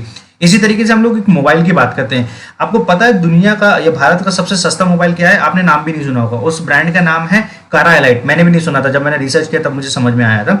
और सबसे महंगा ब्रांड कौन सा है? सबसे महंगा ब्रांड है आईफोन। अब अगर आप हाईएस्ट सेलिंग ब्रांड की बात करोगे तो दो ब्रांड आते हैं हाईएस्ट सेलिंग मॉडल में, दो मॉडल आते हैं, एक आता है रेडमी नोट 7 प्रो और एक आता है आईफोन 6s। ठीक है, अब आप बताइए, काफी लोग बोलते हैं कि सर आईफोन लेता ही कौन होगा, लेकिन सर आईफोन ही सबसे ज्यादा डिमांड में है, आईफोन ही सबसे बड़ी मार्केट की डिमांड है। ठीक है, तो मैं इसलिए मैं रिपीट कर रहा हूं कि सस्ते का और महंगी का कोई कनेक्शन नहीं है हाईएस्ट सेलिंग होने का। ठीक है, सस्ते का और महंगे का कोई कनेक्शन नहीं है कि ये कौन सा ज्यादा बिकेगा कौन सा कम बिकेगा। हर दुनिया के ब्रांड के लिए, दुनिया के ब्रांड के लिए, हर किसी प्रोडक्ट के लिए जो कंज्यूमर का मार्केट है वो पूरा बटा हुआ है, और जिस मार्केट का रिक्वायरमेंट जो है उसी मार्केट पे बहुत सारे कंपटीशन है, ये आप बोल सकते हैं। ठीक है, तो कुछ लोग प्राइस पे कंपटीशन करेंगे जिंदगी भर, कुछ लोग क्वालिटी पे ही काम करेंगे, और जिन्हें नेशनल से इंटरनेशनल जाना है और जिन्हें फ्यूचरिस्टिक आपकी ये बना के रखनी है, कंज्यूमर का ट्रस्ट बना के रखना है, वो हमेशा पैसे पे बात नहीं करेंगे, वो हमेशा बात करेंगे क्वालिटी पे। ठीक है, अब मैटर करता है कि अच्छी से अच्छी क्वालिटी को सस्ते से सस्ते दाम पे कौन दे सकता है, ये मैटर करता है। ठीक है, इसके बाद में अगर आप मूवी इंडस्ट्री की भी बात करेंगे तो आप मूवी इंडस्ट्री भी अगर आप समझने की कोशिश करेंगे तो पूरा मार्केट बटा हुआ है। कंज्यूमर जो है, जो भी मूवीज देखते हैं उनके मूवी की चॉइसेस बटी हुई है। ठीक है, इसी तरीके से ये भी चॉइसेस का गेम है, ये भी चॉइसेस का गेम है, इसी तरीके से ये भी बटा हुआ है। अगर आप कॉमेडी प्रेफर करते हैं तो साजिद जो है वो डायरेक्टर है, उनकी मूवी देखना चाहते हैं। हिस्टोरिकल मूवी को देखना चाहते हैं तो संजय लीला भंसाली की मूवी उनको बहुत प्रेफर करते हैं। प्योर एंटरटेनमेंट देखना है जिसमें आपको देखना है कारें उड़ रही हैं, हंसी मजाक हो रहा है, फाइटिंग हो रही है, कॉमेडी है, रोमांस है, सारी चीजें हैं, तो आप क्या प्रेफर करोगे? आप रोहित शेट्टी की मूवी देखना प्रेफर करोगे, राइट? तो आपको ये, ठीक है, इसी तरीके से अगर आप सोशल मीडिया पे भी जाओगे तो सोशल मीडिया का भी कस्टमर सेगमेंट पूरा पूरा बटा हुआ है। ठीक है, और अगर बहुत सारे लोग हैं जो बहुत कॉमन एक वीडियो प्लेटफॉर्म यूज करते हैं, उसका नाम है टिकटॉक। ठीक है, लेकिन अगर आप टिकटॉक की ऑडियंस पे जाओगे तो टिकटॉक की ऑडियंस पे अगर आपको काम की ऑडियंस की बात करोगे तो आपको काम की ऑडियंस नहीं मिलेंगी। वहां पे लोग कंप्लीट एंटरटेनमेंट के लिए बैठे हुए, कंप्लीट एंटरटेनमेंट के लिए बैठे हुए, वहां का कोई मतलब नहीं है कि आप वहां पे, ऐसा है कि मास गैदरिंग बस हो रखी है। ठीक है, फोटो, अगर आपको इंस्टाग्राम यूज करना है तो वहां पे इंस्टाग्राम बेसिकली जब बनाया गया था तो वो फोटोग्राफर्स के लिए बनाया गया था कि वो ज्यादा से ज्यादा, तो अगर आप वहां पे टेक्स्ट पोस्ट करना चाहेंगे या अगर आप एक बड़ा वीडियो पोस्ट करना चाहेंगे तो आप वो नहीं कर सकते हैं, ठीक है। इसके बाद में अगर आपको क्वेश्चन आंसर करना है, बहुत ज़्यादा सोफिस्टिकेटेड, मैच्योर और समझदार लोगों के बीच में बात करनी है, तो आप कोरा चूज करेंगे, ठीक है। कोरा एक ऐसा प्लेटफॉर्म है जहाँ पे आप क्वेश्चन आंसर कर सकते हैं और बहुत प्रोफेशनल वे में बात हो जाती है। उससे भी अच्छा प्रोफेशनल अगर आपको प्लेटफॉर्म यूज़ करना है तो आप लिंक्डइन पे जाइए। लिंक्डइन पे जब आप जाएंगे तो आपको समझ में आएगा कि लिंक्डइन में सारे के सारे प्रोफेशनल्स जो हैं वो काम करते हैं। मतलब आपको वहाँ पे सारे प्रोफेशनल, वहाँ पे नॉर्मल चैट नहीं होती, वहाँ पे अगर आप किसी को अप्रोच भी कर रहे हैं तो बहुत सिस्टमैटिक तरीके से अप्रोच करते हैं। इसी तरीके से अगर आपको सेलिब्रिटीज से कनेक्ट करना है या सेलिब्रिटी के ये देखने हैं, इनपुट्स देखने हैं कि कुछ भी खबरें आ रही हैं, तो वो ट्विटर के थ्रू होता है। आप सुनते रहते हैं न्यूज़ पे, टीवी पे कि उन्होंने ये ट्वीट किया, उन्होंने वो ट्वीट किया, तो वो सारा कैसे पॉसिबल हो जाता है? ट्विटर के थ्रू पॉसिबल हो पाता है, ठीक है। तो गाइज मेरा कहने का मतलब यही है कि ये सारा जो सेगमेंट है वो पूरा सेगमेंट बटा हुआ है। तो सबसे पहले अपना दिमाग खोलिए और दिमाग खोल के समझने की कोशिश कीजिए कि पूरा मार्केट बटा हुआ है। पूरे मार्केट में हर कैटेगरी के, हर ब्रांड के लोगों के लिए हर प्रकार का कंज्यूमर है, किसी के लिए कुछ कमी नहीं है। उस पर्टिकुलर मार्केट में कौन कितना बेस्ट दे सकता है क्वालिटी लेवल पे और प्राइस लेवल पे, वो ब्रांड जो है वो सर्वाइव करता है, ठीक है। तो rule of Indian market industry बहुत सिंपल है। सभी व्यक्ति एक ही कंपनी ज्वाइन नहीं करेंगे और एक व्यक्ति जब एक कंपनी में एक समय तक काम करेगा, ये मैं स्पेशली डायरेक्ट सेलिंग के लिए बता रहा हूँ।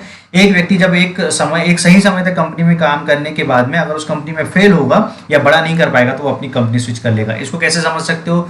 इसको आप ऐसे समझ सकते हो कि सॉफ्टवेयर इंडस्ट्री में जब एक हायरिंग होती है और एक हायरिंग होने के बाद में उसको जब हाइक नहीं मिलता है, उसको जब ग्रोथ नहीं दिखती उस कंपनी में, उसको लगता है मैं इनपुट दे रहा हूँ, सब चीज़ें कर रहा हूँ, बट हाइक नहीं मिलती, तो वो स्विच कर जाता है कंपनी। इसी तरीके से आप टीवी न्यूज़ में देखा होगा, आप रिपोर्टर जो है वो एक कंपनी से दूसरी कंपनी जाते रहते हैं और ये दुनिया की हर इंडस्ट्री का नियम है, सिर्फ डायरेक्ट सेलिंग का नियम नहीं है। वहाँ पे भी जब न्यूज़ एंकर रिपोर्टर को जो अच्छा पहचान नहीं मिल पाती है, एक अच्छा प्लेटफॉर्म नहीं मिल पाता है, तो वो न्यूज़ चैनल स्विच कर लेता है। इसी चीज़ को अगर आप पॉलिटिक्स में देखोगे तो पॉलिटिक्स में आपको समझ में आ जाएगा कि जब एक पार्टी के अंदर में कार्यकर्ता को अच्छी पोजीशन नहीं मिल पाती है और सम्मान नहीं मिल पाता है और एक जगह नहीं मिल पाती है तो वो अपनी पार्टी स्विच कर लेता है, ठीक है। तो ये रूल है, ये इंडस्ट्री का रूल है। तो बहुत सारे लोग तो एक माइंडसेट बनाइए कि अगर आप बहुत सारे लोगों को अप्रोच कर रहे हैं तो प्रेफरेंस अलग अलग है, हर किसी का चॉइस ऑफ जो चूज करने का जो रीज़न है वो अलग अलग है, ठीक है। और सभी लोग एक ही चीज़ पे एक समय पे काम नहीं करेंगे, ठीक है। अब एटॉमी कौन कौन ज्वाइन करेगा? तो इसके बहुत सारे हम लोगों ने दूसरे रीजन देखे होंगे जो हम लोगों ने दिया है कि वाई एटॉमी के नाम से, तो बहुत सारी चीज़ें हम लोगों ने बता दी। मैं उसके अलावा कुछ और चीज़ें बताता हूँ, ठीक है। ऐसे व्यक्ति जिन्हें टॉप क्वालिटी प्रोडक्ट चाहिए, टॉप क्वालिटी प्रोडक्ट चाहिए, वो व्यक्ति जो है वो कंज्यूमर जो है वो एटॉमी अपनाएगा। डिस्ट्रीब्यूटर जिसको एक जीरो इनकम प्लान चाहिए, बहुत सारी इनकम, क्योंकि एक डिस्ट्रीब्यूटर को बहुत अच्छे से समझता है कि कंडीशनल इनकम क्या होती है, तो उसमें आप कंडीशन लगा देते हैं, ऐसा होगा तो ये होगा, वैसा होगा तो वो होगा, ये होगा वो होगा, बहुत सारी कंडीशन रहती है। तो ये सारी कंडीशंस नहीं है। एक डिस्ट्रीब्यूटर जिसको इंटरनेशनल नेटवर्क मार्केटिंग एजुकेशन चाहिए, ये सबसे ज्यादा जरूरी भाग है जिसके लिए मैं पर्टिकुलरली आया हूं। और इसके अलावा सेकंड जो पॉइंट, लीडर, जिससे इंटरनेशनल मार्केट में अपना भारत का नाम रोशन करना है, ठीक है। मतलब आपको इंटरनेशनल लीडर के तौर पे उभरना है। नेशनल लीडर के तौर पे तो ऑलरेडी बहुत सारे लोग जो हैं अच्छा काम कर रहे हैं, ठीक है। तो कुल मिला के कहने का मतलब क्या है, इंटरनेशनल नेटवर्क मार्केटिंग एजुकेशन का क्या मतलब है आप समझिए। मैंने एक ड्रॉप शिपिंग का, मैंने आपको बताया कि मेरी एक कंपनी है ड्रॉप शिपिंग की, और मेरे पास में चॉइसेस थी कि मैं एक इंडियन ड्रॉप शिपर से ट्रेनिंग लूँ, मेरे पास में चॉइसेस थी कि एक इंटरनेशनल ड्रॉप शिपर से ट्रेनिंग लूँ। मैंने जब पता किया इंडियन ड्रॉप शिपर से, तो मैंने पता किया और समझ में आया कि इंडियन ड्रॉप शिपर जो है मुझे एक सर्टेन फीस चार्ज कर रहा है, लेट से 3-4 लाख रुपए, ठीक है। और मुझे पता चला कि बाहर का जो इंटरनेशनल ड्रॉप शिपर है या इंटरनेशनल जो फेसबुक मार्केटिंग करते हैं, टॉप जो इस फील्ड के एक्सपर्ट हैं, वो भी लगभग इतना ही चार्ज कर रहे थे। अब आप बताइए, मेरे पास में 2 चॉइसेस हैं और मेरे पास में दोनों चॉइसेस में मैंने प्रेफर किया कि इंटरनेशनल। और जब मैंने उनकी क्वालिटी ऑफ एजुकेशन भी देखा तो जमीन आसमान का अंतर था, क्योंकि जिन इंडियंस ने जो एजुकेशन दिया हुआ था उनके समझाने के तरीके में, और तो जो मुझे वैल्यू फॉर मनी जो मिलना था, वो वैल्यू फॉर मनी मुझे इंटरनेशनल एक्सपर्ट्स के थ्रू मिला, ठीक है। और उसके कारण बहुत ज़्यादा नॉलेज भी हुआ। और सेम चीज़ है कि अगर आपको अपने बच्चे को 2-3 जगह पे एजुकेशन देना है, एक एजुकेशन है आपके पास में लोकल कॉलेज, लोकल एक सरकारी स्कूल में भेजने का, आपके पास में रिसोर्सेज है, आप समझिए, आप इनफ जो है फाइनेंशियली कैपेबल है, पहले मैं ये बात मेंशन करना चाहूँगा। और आपके पास में 3-4 चॉइसेस हैं।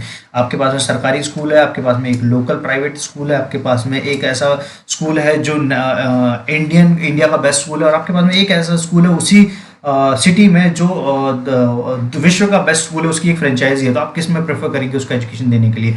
अगर आप कैपेबल इनफ है तो आप 110% जो है इंटरनेशनल स्कूल पे भेजना चाहेंगे। रीजन क्या है? आपको पता है कि एजुकेशन स्टैंडर्ड पे फर्क है, ठीक है। और ये बहुत सारी जगह पे मैं जो अभी एक स्लाइड है उस स्लाइड के थ्रू बहुत आसानी से समझाने की कोशिश भी करूंगा। फिर मेरा एक जो मेजर रीजन था, इंटरनेशनल मार्केट में लीडरशिप प्रूव करना। डायरेक्ट सेलिंग में कितने सारे लोग हैं जिन्होंने इंटरनेशनल मार्केट में लीडरशिप प्रूव करी? सोच के देखिए एक बार भी बात। जितने भी बड़े बड़े लीडर्स हैं, जो मोटिवेशनल स्पीकर जो है वो एमएलएम के लीडर्स जो उनके बैठे हुए, उनमें से कितने लोगों ने नॉलेज के मैं उनकी सक्सेस पे डाउट नहीं कर रहा हूँ, बट मैं ये बोल रहा हूँ कि इंटरनेशनल लीडरशिप में उनका क्या पार्ट है, और इंटरनेशनल लीडरशिप में भारत का नाम कहाँ रोशन किया? हम लोगों ने दुनिया के हर सेक्टर में भारत का नाम रोशन किया है। इंटरनेशनल लीडरशिप में कौन सी ऐसी डायरेक्ट सेलिंग कंपनी है जिसके लीडर्स ने किया है? वो तभी आप पॉसिबल है जब वो कंपनी इंटरनेशनल हो, चाहे वो भारत से हो या दूसरी कंपनी दूसरी कंट्री के हो, वो मैटर नहीं करता। मैटर करता है कि वो कंपनी में इंटरनेशनल प्लेटफॉर्म आपको मिले, आपका नॉलेज साबित करने का या आपका पोटेंशियल साबित करने का, ठीक है। और फिर बहुत सारे ऐसे एक सबसे लास्ट पॉइंट है, बहुत सारे ऐसे डिस्ट्रीब्यूटर मैंने देखा हुआ है, कंपनी स्टार्ट होती है अभी भी, जैसे कुछ नई नई कंपनीज आई हुई हैं, तीन तीन साल पहले से काम करते हुए।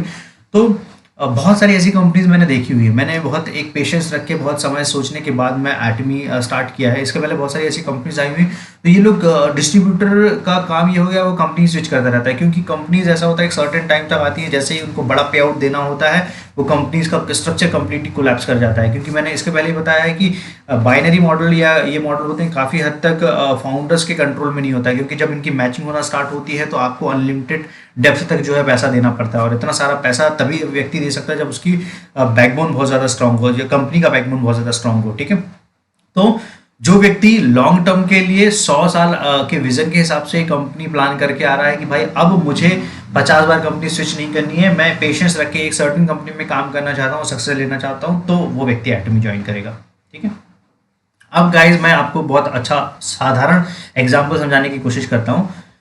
लोगों को क्या लगता है हाई प्राइस प्रोडक्ट क्या होता है? हाई प्राइस प्रोडक्ट के बीच में मैं लोगों का आपको ओपिनियन बताता हूँ। एक चिकन, या हम लोग पनीर से समझें, या कोई भी एक फूड जो है हम लोगों को जो लोकल स्ट्रीट में मिल रहा है, ठीक है। और वही चिकन जब 3 स्टार 5 स्टार होटल में मिलता है, तो ये हो सकता है ये 50 रुपीज़ का मिलेगा, और ये हो सकता है कम से कम 1000 रुपये का मिलेगा। तो लोग इसी चीज़ को रिलेट कर देंगे, 1000 नहीं, इनफैक्ट ये 2000 रुपये का मिलेगा, ठीक है। और वेज में अगर आप पनीर की बात करेंगे तो हो सकता है कि 50 रुपये में आपको एक फूड स्ट्रीट से वो चीज़ें मिल जाएंगी, लेकिन अगर आप एक 3 स्टार 5 स्टार होटल में जाएंगे तो आपको वही चीज़ जो है वो बहुत बड़े दामों पे मिलेगी। हो सकता है 500,000 रुपये या फिर 2000 रुपये तक की वो चीज़ मिलेगी, और 5 स्टार में जाएंगे तो और महंगा मिल सकता है। लोग इसी चीज़ को कनेक्ट कर देते हैं डायरेक्ट सेलिंग में। तो लोगों को क्या लगता है कि एक सस्ते प्रोडक्ट हो या सिमिलर प्रोडक्ट को हाई एमआरपी पे बेचा जा रहा है, ये बिल्कुल गलत मिथ है। वापस मैं रिपीट करूंगा, ये बिल्कुल गलत सोच है, ठीक है। होता क्या है एक्चुअली, वो आप समझिए। सबसे पहले होता यह है कि फैक्ट ये है, आप ओके गाइस, तो मैं आपको एक बहुत सिंपल फैक्ट के थ्रू एब्सोल्यूट प्रोडक्ट और एब्सोल्यूट प्राइस जो हम लोग कोट करते हैं उसका एक बहुत आसान एग्जांपल के थ्रू समझाने की कोशिश करता हूं, ठीक है। आपने मार्केट में रेगुलर आइसक्रीम बाई किया होगा कभी ना कभी, ठीक है। अब आप ये समझने की कोशिश कीजिए कि अगर आप आइसक्रीम को एक स्पेशल कैटेगरी में इंट्रोड्यूस करते हैं, और अगर आप बोलते हैं कि एक नॉर्मल आइसक्रीम जिसमें मान लीजिए कि खोवा मिक्स हो सकता है, उसमें एक दूध शुगर मिक्स हो सकती है, तो एक सर्टेन टाइम तक फ्रीजर रखता हो तो फ्रीजर के लिए रखे हो सकते हैं, तो उसकी जो 1 किलोग्राम की प्राइसिंग निकल के आएगी वो एक सर्टेन प्राइसिंग होगी। हम मान के चलते हैं कि 100 रुपये के आसपास की प्राइसिंग आ रही है। लेकिन अब एक चीज़ समझिए कि अगर इसी आइसक्रीम को इस तरीके से बनाया जाए कि उसमें दुनिया का रेयरेस्ट इंग्रेडिएंट डाला जाए। रेयरेस्ट इंग्रेडिएंट में हम लोग प्रीमियम इंग्रेडिएंट लेके बात कर रहे हैं, ठीक है। जैसे मान लीजिए कि उसमें केसर मिक्स किया है, काजू मिक्स किया है, उसमें बादाम मिक्स किया है, उसमें अखरोट मिक्स किया है, जो भी ऐसे ड्राई फ्रूट्स होते हैं बहुत अच्छे प्रीमियम क्वालिटी के, वो ड्राई फ्रूट्स मिक्स किए हैं। और इसके बाद में हो सकता है कुछ rarest of the rare ingredient होता होगा जो बहुत आसानी से नहीं मिलता होगा, ठीक है। अगर हम लोगों ने उस आइसक्रीम में वो सारी चीजें मिक्स की तो आप बताइए कि क्या इस आइसक्रीम की कीमत में और इस आइसक्रीम की कीमत में फर्क होगा या नहीं होगा? कमेंट पे मुझे आप लिख के बताइए कि दोनों आइसक्रीम की कीमत में फर्क होगा या नहीं होगा, और होगा तो कितना होगा, ठीक है। अब आप समझिए कि जो भी आइसक्रीम की कीमत में फर्क आ रहा है वो इसलिए नहीं आ रहा है कि एक रेगुलर आइसक्रीम पे एक नया ब्रांड नेम लगा के बड़े ब्रांड नेम के तौर पे बेचा जा रहा है। वो इसलिए फर्क आ रहा है क्योंकि इस आइसक्रीम की इंग्रेडिएंट और इस आइसक्रीम की इंग्रेडिएंट में थोड़ा बहुत फर्क नहीं, जमीन आसमान का फर्क है। ठीक है, तो इसमें वैसे इंग्रेडिएंट्स डाले गए हैं जो इंग्रेडिएंट बहुत ज्यादा रेयर। तो ये इंग्रेडिएंट्स जो डाले जा रहे हैं, ये इंग्रेडिएंट्स इसलिए डाले जा रहे हैं क्योंकि ये बहुत ज़्यादा हेल्दी हैं, बहुत ज़्यादा जो आपकी हेल्थ के लिए अच्छे हैं, है ना, और भी बहुत सारे उसके फायदे हैं। हर एक पर्टिकुलर इंग्रेडिएंट का फायदा है, हर पर्टिकुलर इंग्रेडिएंट की कीमत है। अब आप समझिए कि मान लीजिए कि एक 5 किलो का एक बार सेट की ऐसा बनाया गया है जिसमें 1 किलो केसर, 1 किलो केसर नहीं तो कुछ 200 ग्राम केसर, 1 केजी जो काजू है, 1 केजी बादाम है, 1 केजी अखरोट है, 1 केजी कुछ और है। मैं सिर्फ एक एग्जांपल दे रहा हूँ, उससे आप इसका वो इमेजिन मत करने लगिएगा कि इतनी सारी चीज़ें तो डलती नहीं है या फिर कुछ और। मैं सिर्फ एक एग्जांपल के थ्रू समझाने की कोशिश कर रहा हूँ। जब ये सारे इंग्रेडिएंट्स डाले जाएंगे तो इन इंग्रेडिएंट्स की जो एक्चुअल कीमत होने वाली है, ठीक है, वो इंग्रेडिएंट्स की जो कीमत है वो सारी की सारी इस आइसक्रीम की कॉस्ट में ऐड होगी। फिर कंपनी उसमें एक सर्टेन कंपनी जो है अपना एक सर्टेन मार्जिन ऐड करेगी और मार्जिन ऐड करने के बाद में उसे एक कंज्यूमर को देगी। ठीक है, तो पिछला वाला हम लोगों ने जो एग्जांपल दिया था, ये लोगों को लगता है कि हाई प्राइस वाले जो प्रोडक्ट होते हैं या थोड़े से भी महंगे जो प्रोडक्ट होते हैं उन प्रोडक्ट को इस तरीके से प्रेजेंट किया जाता है। ऐसा बिल्कुल नहीं होता। उन्हें लगता है कि एक नॉर्मल क्वालिटी को हाई क्वालिटी का टैग लगा के, इंटरनेशनल बोल के या फिर इंटरनेशनल क्वालिटी का बता के उन्हें प्रेजेंट किया जाता है, जबकि ऐसा बिल्कुल नहीं होता है। इंग्रेडिएंट्स का फर्क होता है, वो चीज़ें किस तरीके से बनाई जा रही है, उसकी टेक्नोलॉजी का फर्क होता है। किसी व्यक्ति ने कोई किसी कंपनी ने कोई और टेक्नोलॉजी यूज़ की हुई होती है और किसी कंपनी ने कोई और टेक्नोलॉजी यूज़ की हुई होती है। और जैसे हम जो एटमी की टेक्नोलॉजी की बात करते हैं तो एटमी में ओडीएम और ओईएम हम लोग जो यूज़ करते हैं, है ना, तो ये टेक्नोलॉजी सिर्फ और सिर्फ जो है कोलमार के थ्रू यूज़ की जाती है, जो हमारी कंपनी की एक पार्टनर है। तो जो आइसक्रीम की कीमत में डिफरेंस आ रहा है वो इसलिए नहीं आ रहा है कि एक नॉर्मल आइसक्रीम को इंटरनेशनल ब्रांड बता के उसकी प्राइसिंग ऐड करके रिप्रेजेंट किया गया, वो इसलिए फर्क आ रहा है क्योंकि इसकी इंग्रेडिएंट की डिफरेंस है। तो यहाँ पे जो केसर की 1 केजी की कीमत है, काजू की 1 केजी की कीमत है, और जो भी बाकी के ड्राई फ्रूट्स की इंग्रेडिएंट, अखरोट वगैरह सारी चीज़ें डाली जा रही है, उनकी जो 1-1 किलोग्राम की जो कीमत है वो सारी कीमत ऐड होकर जो उनका 5 केजी का जो बार बनेगा उसमें फर्क आएगा। तो हो सकता है ये जो चीज़ है, ये चीज़ आपको हो सकता है कि 10 रुपये में मिल जाए, बट ये चीज़ जो है ये चीज़ वैसी बनाई गई है इसलिए इसकी कीमत जो है वो थोड़ी सी ज़्यादा रहेगी। ठीक है, तो ये बहुत आसान सा एग्जांपल है, ये ऐसा आसान सा एग्जांपल है तो आप समझ सकते हैं कि जितने भी, जैसे हमारा एक प्रोडक्ट है हिमोहिम, जो प्रोडक्ट है, तो हिमोहिम एक इतना पावरफुल प्रोडक्ट है कि जनरली जितनी भी डायरेक्ट सेलिंग कंपनीज हैं, अगर आप उनके प्रोडक्ट्स देखेंगे, हेल्थ केयर प्रोडक्ट्स देखेंगे या हेल्थ सप्लीमेंट्स देखेंगे, तो आपको पता चलेगा कि मैक्सिमम कंपनीज की लाइसेंसिंग ही नहीं है।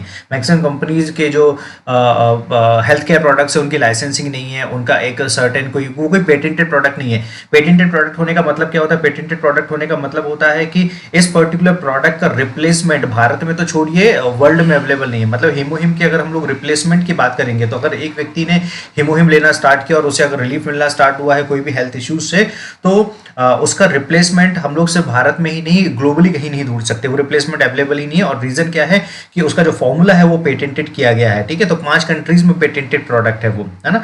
और ऐसे कोई भी पेटेंटेड हेल्थ केयर प्रोडक्ट जो है इंडियन हिस्ट्री में या फिर डायरेक्ट सेलिंग की हिस्ट्री में कहीं नहीं है। ठीक है, और इसी तरीके से सिर्फ हिमोहिम ही नहीं, बाकी के 400 प्रोडक्ट भी है, वो भी सारे के सारे पेटेंटेड फॉर्मूला है। मतलब अगर कोई यूनिक कॉपी करना भी चाहे तो वो कॉपी नहीं कर सकता है, अदरवाइज कंपनी जो है एक सर्टेन क्लेम कर सकती है। तो आई होप आपको ये एग्जाम्पल के थ्रू बहुत आसानी से समझ में आया है कि एब्सोल्यूट प्रोडक्ट, एब्सोल्यूट प्राइस का क्या अंतर होता है। अब आप समझिए, अब जब कंपनी कंपेयर भी करेगी तो कंपनी किससे कंपेयर करेगी? कंपनी कंपेयर करेगी कि सेम इंग्रेडिएंट डाल के, ठीक है, सेम इंग्रेडिएंट डाल के अगर किसी ने सेम आइसक्रीम बनाई है तो उस आइसक्रीम में सबसे सस्ती जो आइसक्रीम है ना वो एटमी डिलीवर करती है। ये एक आसान सा एग्जांपल है जो आपको समझ में आ सकता है। ठीक है, तो कंपैरिजन कैसे होगा? कंपैरिजन इस आइसक्रीम के साथ बिल्कुल नहीं होगा। कंपैरिजन होगा इसी आइसक्रीम में जो इंग्रेडिएंट डले हुए हैं, सिमिलर इंग्रेडिएंट कोई दूसरी आइसक्रीम बनाने वाली कंपनी है उसने डाली हुई है, और अगर उसने सस्ता बेच रही है तो आप जो है उस चीज के बारे में बात कर सकते हैं। और एटमी एब्सोल्यूट प्रोडक्ट और एब्सोल्यूट प्राइस वाली जो बात करती है वो इसलिए है क्योंकि एटमी जिस क्वांटिटी में और जिस लेवल पे ये चीज़ें मैन्युफैक्चर करती हैं तो उससे इसकी कॉस्ट में बहुत ज़्यादा डिफरेंस आ जाता है। जैसे एक पेस्ट की हम लोग बात करें तो वो जो पेस्ट